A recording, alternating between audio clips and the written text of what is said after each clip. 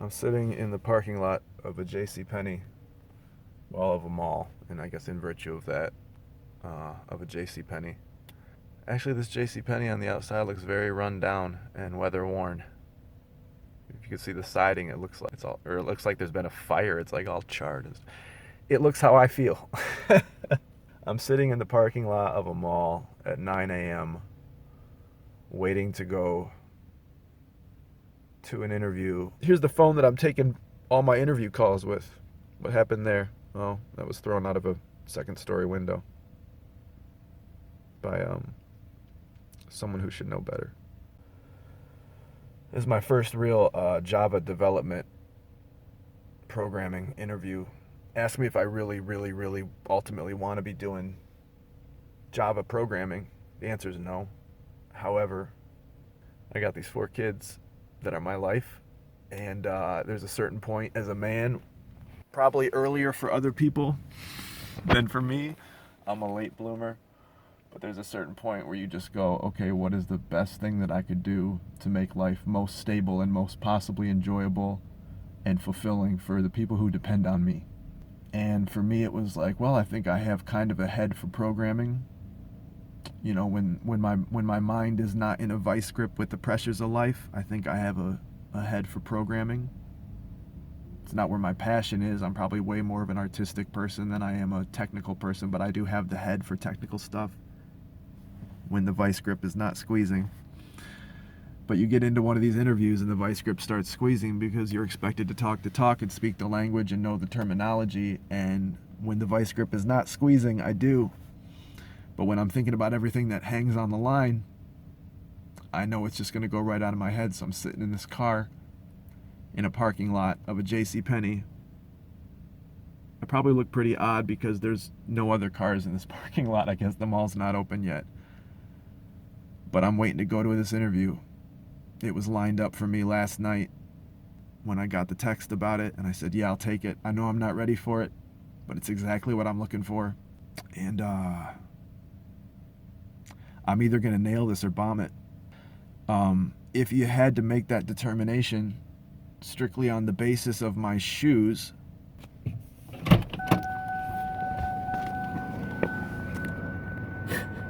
you might say, Nick, you're going to bomb it, and you might be right. You might say, well, you're sitting outside of a JCPenney. I'm just going and buy some new shoes.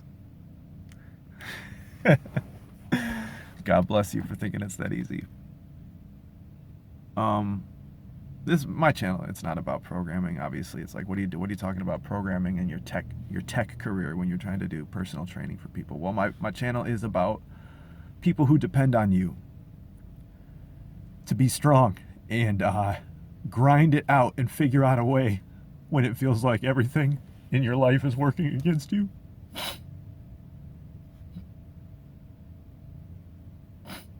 And even people who have the same vested interests as you do, who should be at a minimum not trying to stop you from providing, maybe not even supporting you, but at a minimum not trying to stop you or step in your way or sabotage you. When you're dealing with that, it's very easy. There's any number of things that when you're dealing with them, it's very easy to give up. And it's very easy to feel like it's hopeless.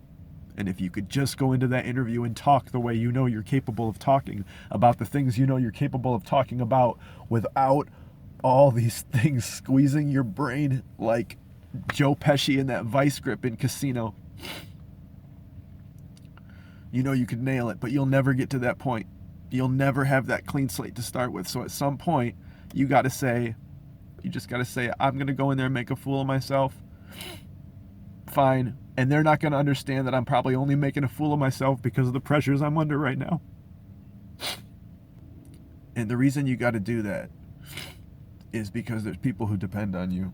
And this venture that I'm doing, this project that I'm doing, this love will lift them up. Strength training and consulting is about people who depend on you, for whom, as tough as things are for you right now, they are way tougher and will always be way tougher for those folks who depend on you if they have a physical handicap or 2 or 3. And so here, we're talking about mental strength, and the channel is about physical strength, but you're not going to get physical strength without mental strength. And I think sometimes mental strength is built by just being willing to look the fool. And I know that I'm about to go into an interview where I'm probably going to look like a fool, even though I'm perfectly capable of doing the job.